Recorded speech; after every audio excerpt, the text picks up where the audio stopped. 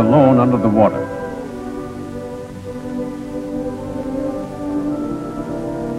He has only his common sense, his technical knowledge, and his diver's dress to help him.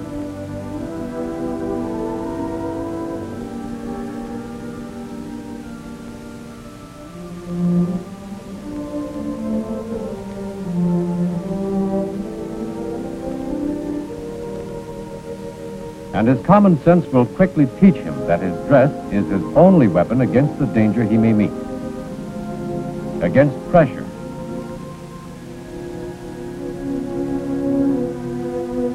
against fall,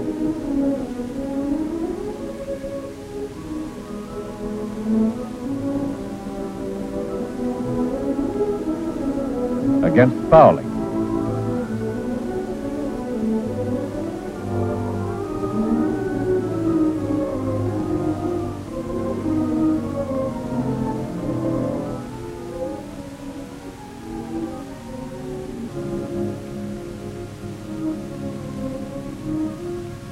that his dress is the only thing outside of the knowledge he carries inside his head that will make safe and sure his work at the ocean's bottom.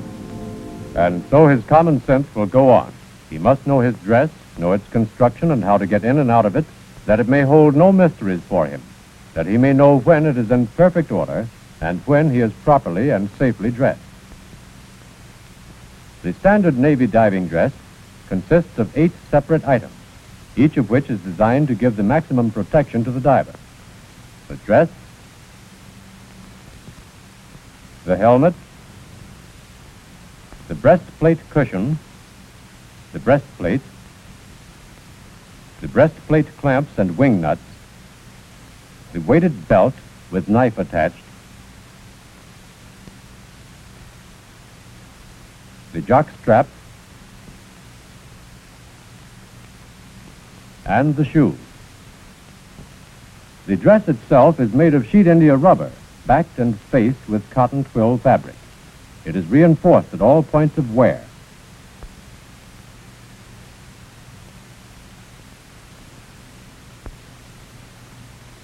It has a rubber collar in which holes have been punched to receive the breastplate. Inside the dress is a bib which traps any water that may seep through the breastplate and so prevents leakage into the lower part of the dress. The legs are made with lacing flaps in order to decrease the volume inside the suit, thus stabilizing the diver's buoyancy by keeping the legs from blowing up with air. For cold water work, gloves are cemented on the sleeves. The spun copper helmet is provided with 4 ports, the top plate, the right and left side plates, and the face plate to give maximum vision to the diver.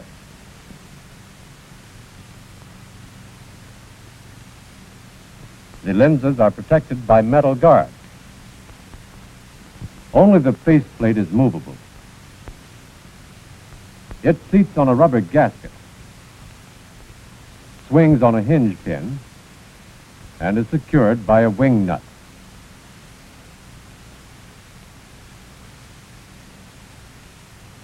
In the rear of the helmet is the locking device by which it is locked to the breastplate. In addition to the standard catch, a device to ensure absolute safety is provided. In this case, a gate held by a cotta key. Also in the rear of the helmet are the gooseneck fittings, which are the ports of entry for the air hose and the telephone. The telephone connection is on the diver's left. The air inlet valve, to which the air hose is screwed, on his right.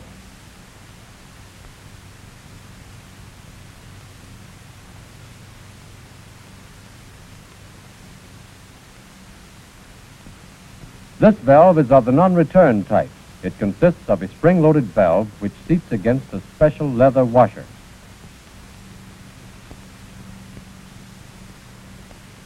Air coming through the hose easily lifts the valve, overcoming the spring pressure, and enters the helmet, but none can pass back from the helmet to the air hose because the pressure within the helmet seats the valve.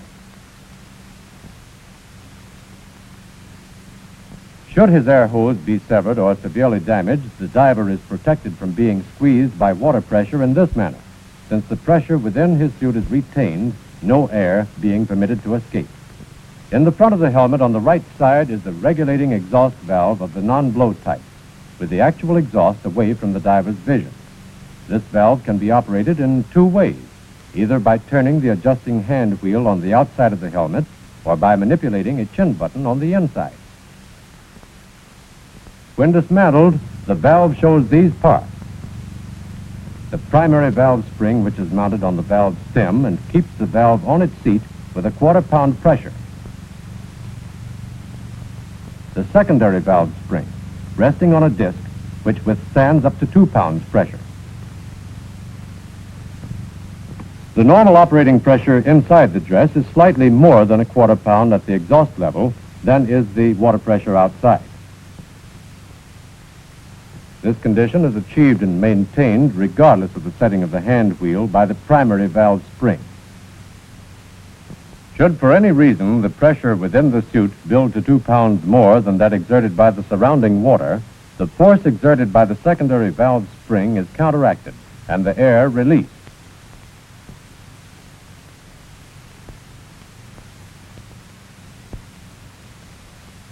Pressure above 2 pounds would cause the diver's suit to blow up like a balloon. It would be impossible for him with his stiff arms to reach his hand wheel, and he might be blown to the surface, doing himself serious injury if he came from great depth by the sudden change of pressures. Bends would be the best he could hope for. This valve is not a cure-all, but it does help eliminate the possibility of blowing up. On the left side of the helmet is an auxiliary relief valve or spitcock, which is open when the valve handle is in the horizontal position and closed in the vertical. This is an added safety factor. Its chief use occurs when the diver is working on his right side and so is not obtaining maximum benefit from his regulating exhaust valve. It also permits minor changes of buoyancy without changing the setting of the main exhaust valve.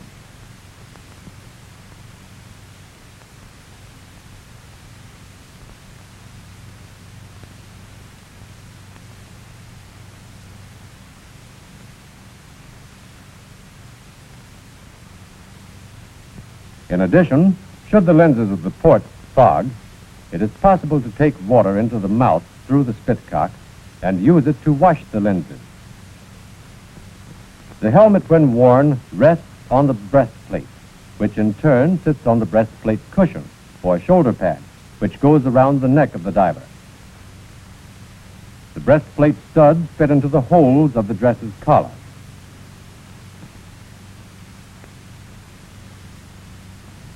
Before the clamps are placed in position, the copper washers or shims are put on at the clamp joint to provide an effective seal and protect the rubber collar from crimping. Then to seal the breastplate, the 4 breastplate clamps are used. These gunmetal strips are not interchangeable. Those for the front are clearly so marked. Those in the back are not specifically marked. They are fixed to the studs by means of wing nuts.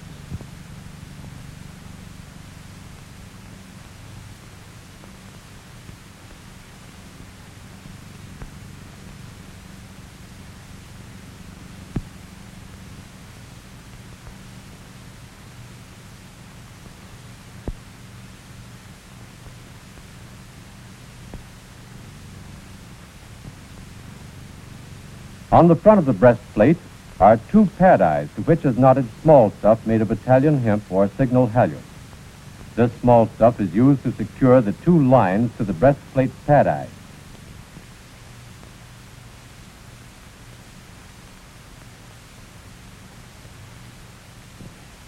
The lifeline is bent to the right pad eye.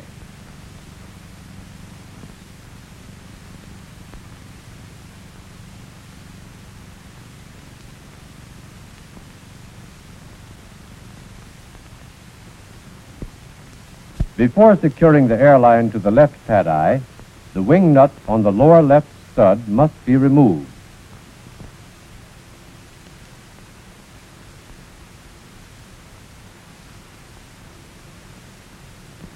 The connecting link of the air control valve is placed on the stud and the wing nut replaced. The air line can then be tied off by the halyard.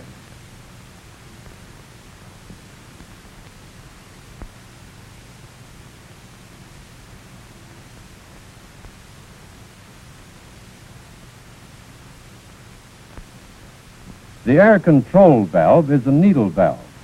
Turning it to the right opens it. Turning it to the left closes it.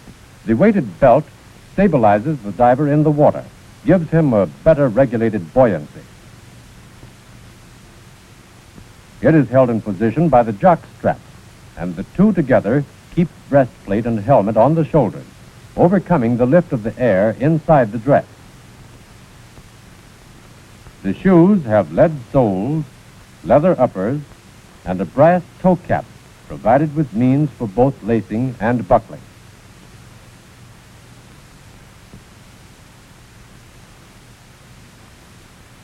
The various items of the diver's outfit weigh as follows. Helmet with breastplate, 54 pounds. Shoes, 35 pounds. Belt with jock strap, 83 pounds. Dress, 18.5 pounds. The total weight of the gear is 190 pounds. Before the diver is dressed, the dress itself must be checked to see that it is in good condition.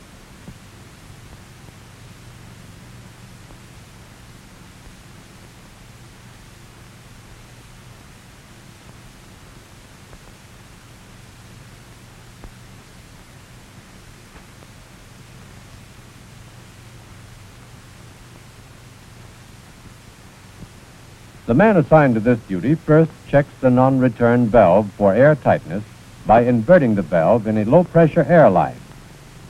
He then holds the end in water in this manner.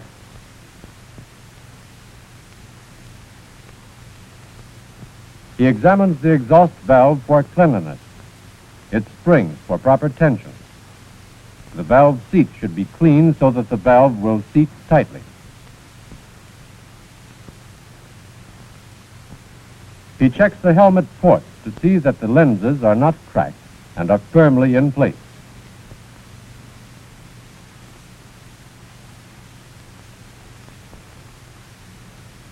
And examines the faceplate for a proper fit.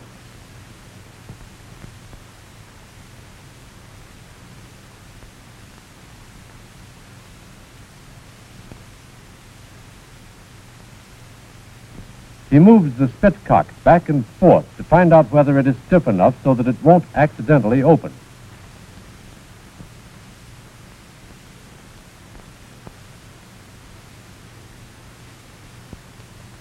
He checks the helmet locking device for any defects, making sure that the lock fits into the slot and that the safety gate is properly secured by the cotta key.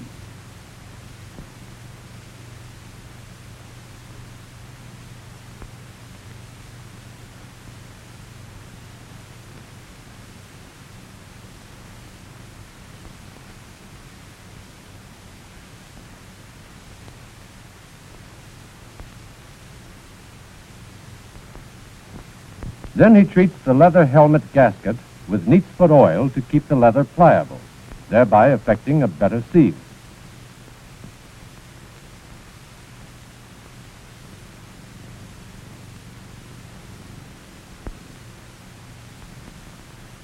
He checks the breastplate studs for proper fit. Then he tries out the wing nuts to see that they turn freely on the stud. And he notes that the number engraved on the breastplate clamp corresponds with that on the helmet, so identifying the equipment as belonging to one outfit, and that the clamps themselves fit properly.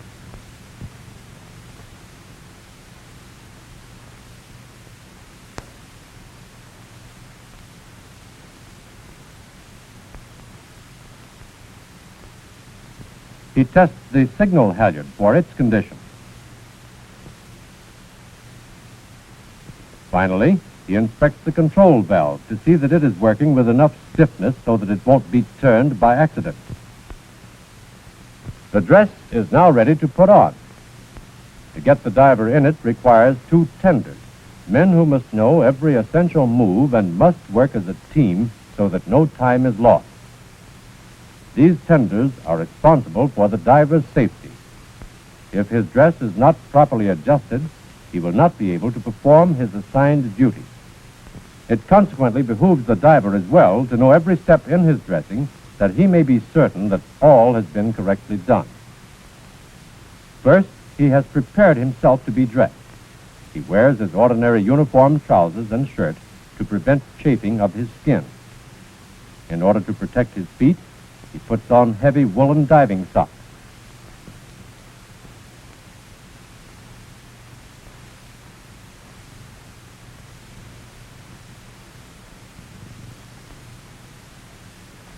And should he be going into cold water, he will don thick woolen underwear.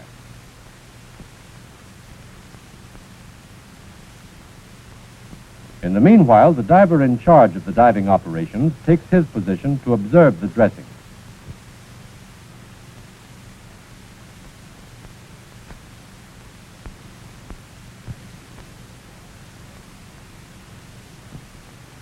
The tenders assist the diver whenever possible in pulling on the dress.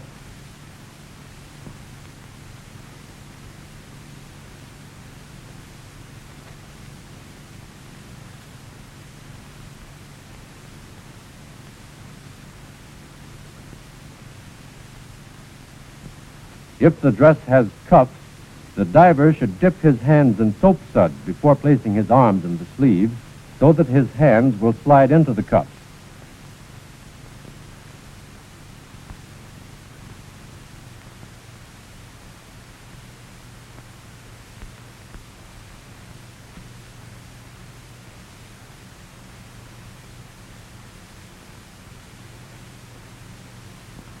The diver now holds the crotch of the dress up as far as possible while each tender laces one of the legs.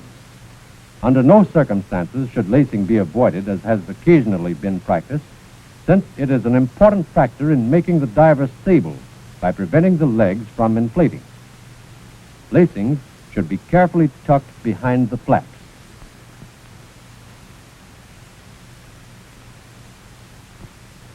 And each tender puts on a shoe, seeing that the buckles are outboard, so establishing that the shoe is on the correct foot.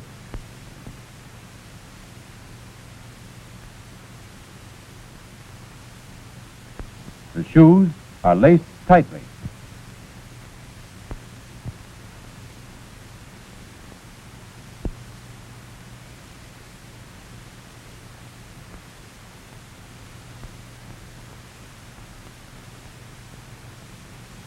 And then are buckled over the lacing to give a double protection, for the loss of a shoe at the bottom of the ocean can have serious consequences by shifting the center of the diver's buoyancy.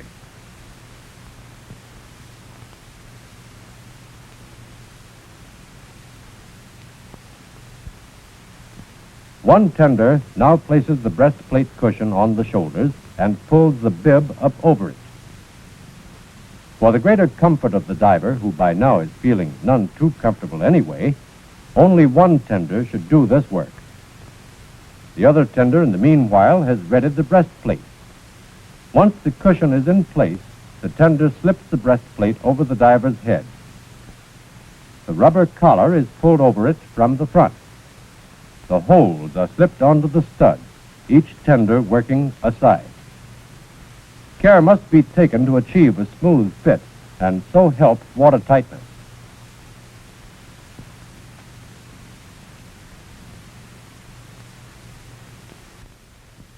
To clear the breastplate for putting on the clamps, the halyard ends are tucked in over the breastplate rim. Now the copper washers are placed over the studs at the breastplate clamp joint. These not only work for a more effective seal, but also prevents the breastplate clamps from tearing the collar. The breastplate clamps are put in place, attention being paid to the marking front, and are secured hand tight by the wing nuts.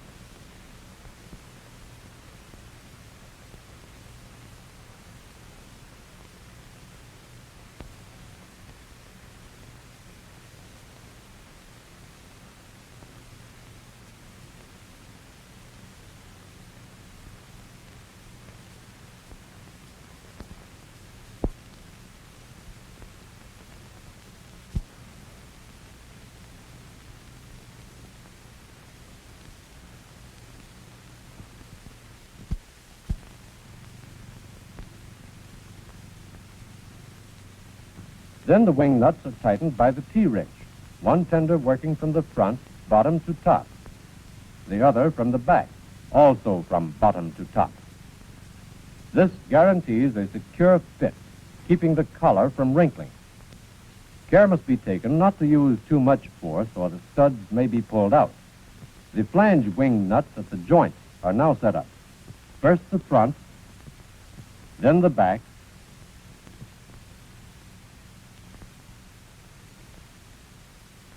then the two sides, each tender taking the appropriate one.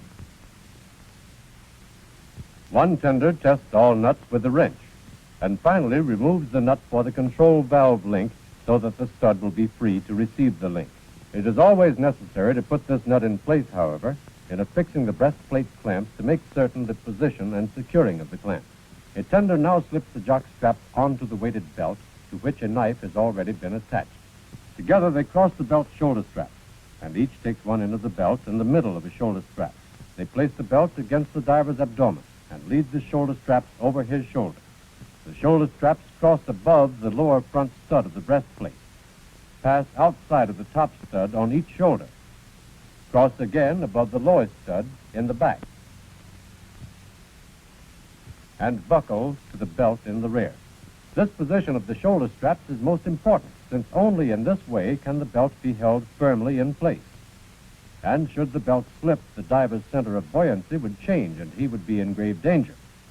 The belt is buckled and the loop in the jock strap is slipped into place. As the diver stands, he places his left hand over the control link stud to protect the tender who buckles the jock strap to the belt in front. This position is assumed so that when the diver stands, the jock strap is tight enough so that the breastplate exerts considerable pressure on the shoulders. The diver's lack of comfort is almost complete.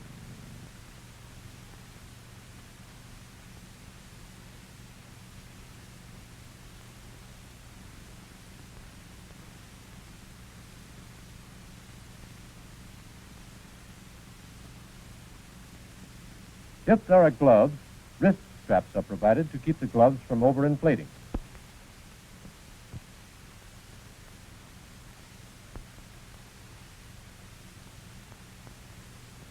If the dress has cuffs, rubber tubing snappers are put on.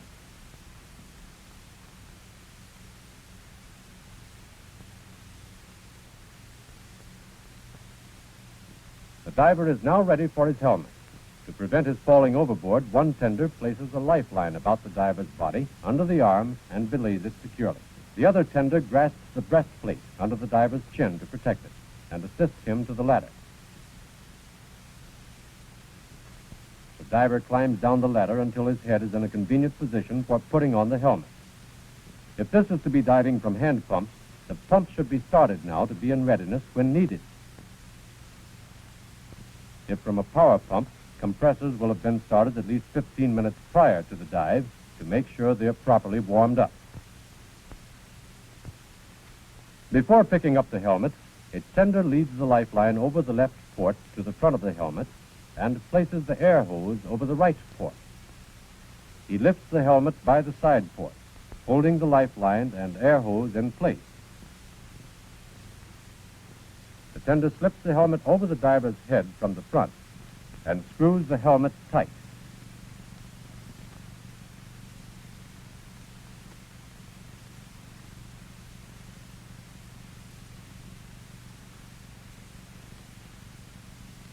As soon as the helmet is in place, the faceplate is opened, and then both tenders secure the helmet in the back, dropping the regular helmet lock and putting the safety lock in place, making sure that the locking device is secured.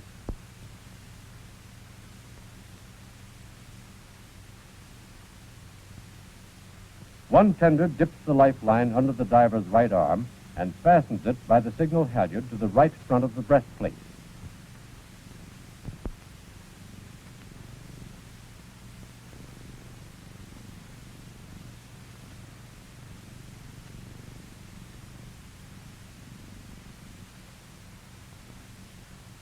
At the same time, the other tender slips the control valve link bracket over the left lower stud and bolts it on tight, with the bracket extending in such a way as to put the control valve in position for the diver. He then fastens the hose to the left pad eye with the signal halyard.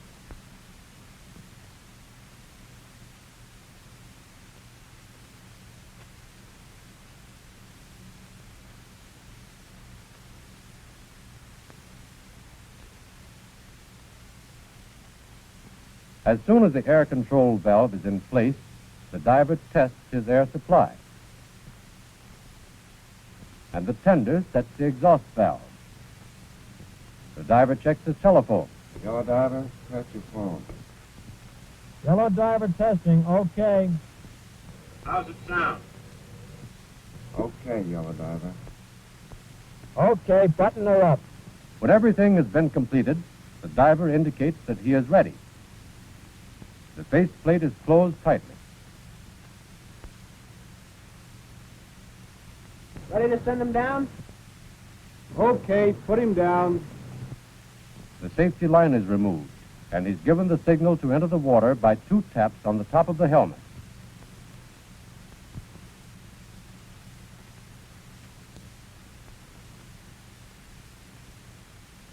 And now he is comfortable again, as the buoyancy of the water takes the weight from his shoulders and feet.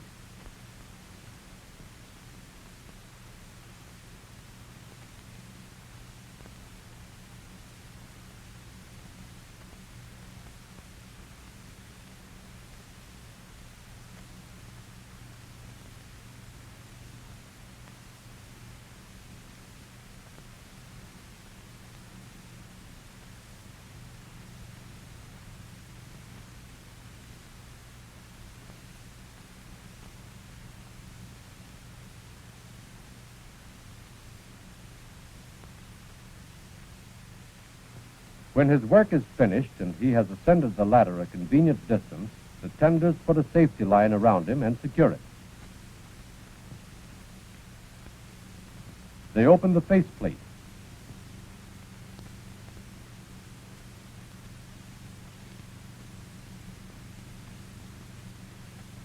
Cast loose the telephone and lifeline cable, dipping it out from under his arm. Unfasten the air hose and control valve from the breastplate, slipping them under his arm.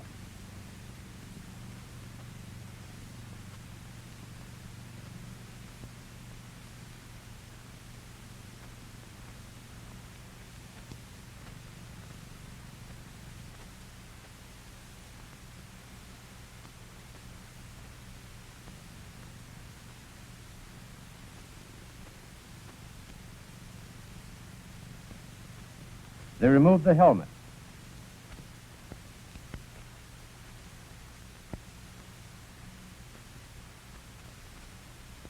Once the diver is seated, they remove the safety line. Take off the belt.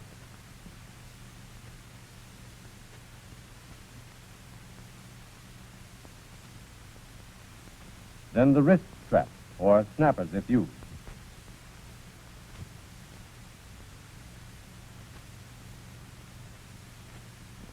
Remove the shoes.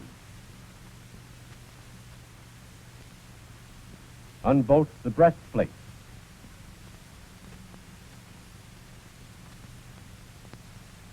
Pull the collar over the studs in front. And then off the other studs, working each to a side toward the back. One tender lifts off the breastplate. Together, they unlace the legs.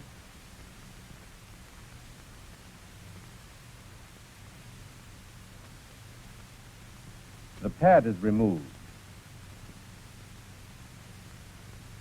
And the dress pulled off.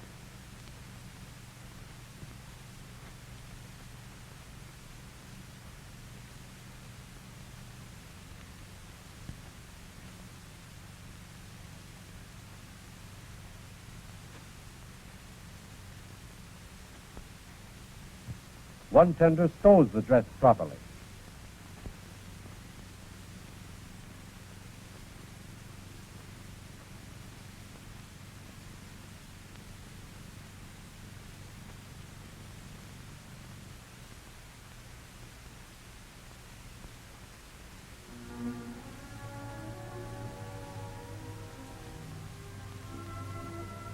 and the diver goes about his business secure in his knowledge of his dress and its use.